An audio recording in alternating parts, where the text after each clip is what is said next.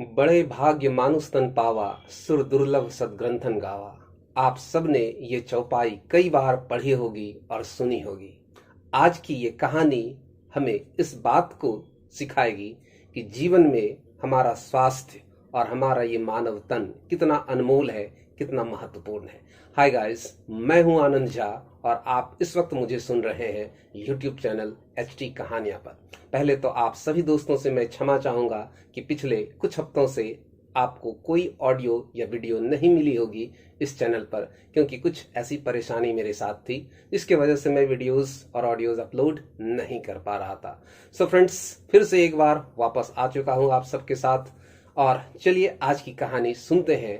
पहले समझते हैं कि आखिर इस चौपाई में ऐसा क्यों कहा गया कि सुर दुर्लभ सद्ग्रंथन गावा। आखिर ये मानव तन जो है इतना महत्वपूर्ण क्यों है।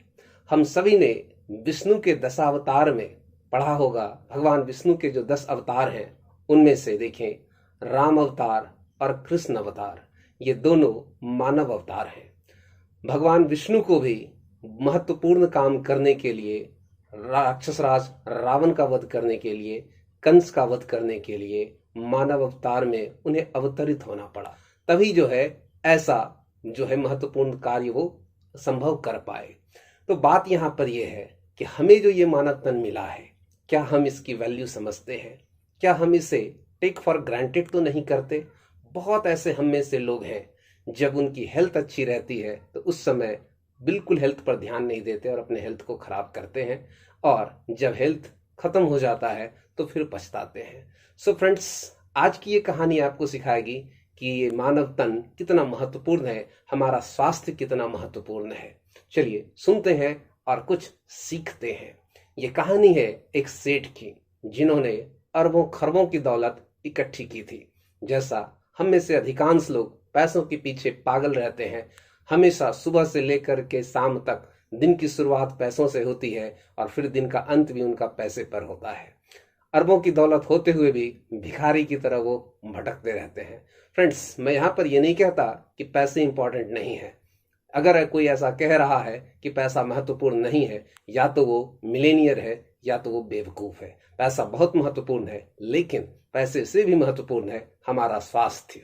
तो बात यहाँ उस सेठ की हो रही थी। उसने पैसे कमाने की अंधी रेस में एक चीज से कॉम्प्रोमाइज किया, वो थी उसकी हेल्थ।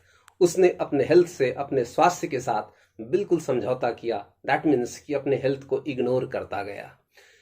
कई बार उसे छोटी मोटी हेल्थ इश्यूज आई, लेकिन उसने ध्यान नहीं दिया। तो हुआ एक बार ऐसा कि उसने एक पार्टी ऑर्गेनाइज की और अपने सभी जो है नामी गिरामी बिजनेसमैन, जितने भी उसके दोस्त थे, उन सबको उस पार्टी में उसने बुलाया। अचानक पार्टी में ही, बिल्कुल जो पार्टी जोरों पर थी, चल रही थी, सभी लोग एंजॉय कर रहे थे, लेकिन उसी पार्टी में अचानक उसे सीने में दर्द उठा और उस दर्द से वो इतना बेचैन हुआ कि पार्टी छोड़कर ही वो वहां से चला गया अपने घर। जब वो अपने घर गया, अपने कमरे में जब वो बैठा था, तो उसे ये एहसास हुआ कि उससे कोई बात कर रहा है और कह रहा है कि अब मेरा तुम्हारा साथ इतना ही था, आज मैं तुम्हारे शरीर को छोड़कर जा रहा हूं। तो जब उसने ये पूछा कि तुम कौन हो, तो वो आवाज थी उसकी आत्मा की। उसकी आत्मा ने कहा कि मैं आज तुम्हारा शरीर छोड़ रही हूं और मैं साथ छोड़ रहा हूं तुम्हारा। तो उस सेठ ने कहा कि क्यों, तुम मेरा साथ क्यों छोड़ रहे हो? तो उसकी आत्मा ने कहा कि मैं इसलिए तुम्हारा साथ छोड़ रही हूं क्योंकि तुम बिल्कुल मेरा ख्याल नहीं रखते। जिस घर में मैं रहती हूं, तुम उस घर का ख्याल नहीं रखते।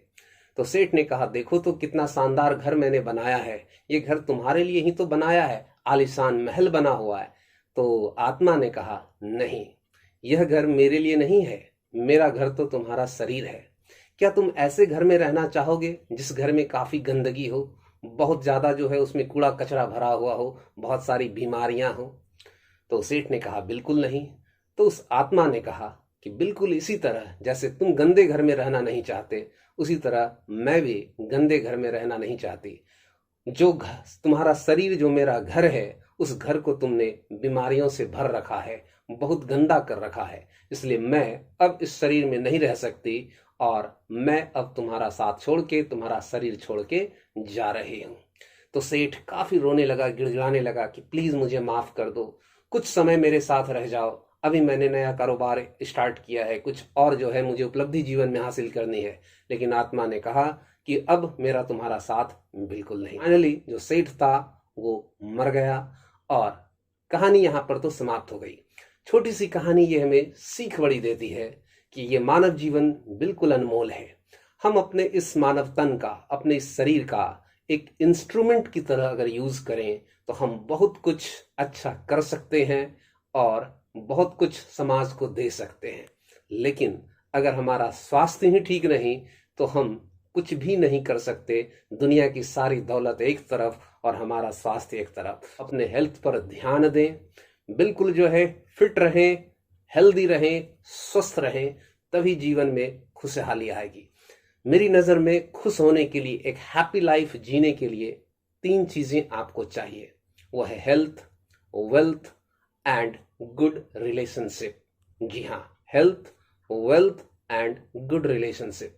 आपका स्वास्थ्य अच्छा होना चाहिए, आपके पास पैसे भी होने चाहिए और आपके रिश्ते लोगों के साथ अच्छे होने चाहिए। तो इस उम्मीद के साथ कि आप अपने जीवन में इन तीनों चीजों को हासिल करेंगे, अच्छा स्वास्थ्य, समृद्धि और अच्छे रिश्ते।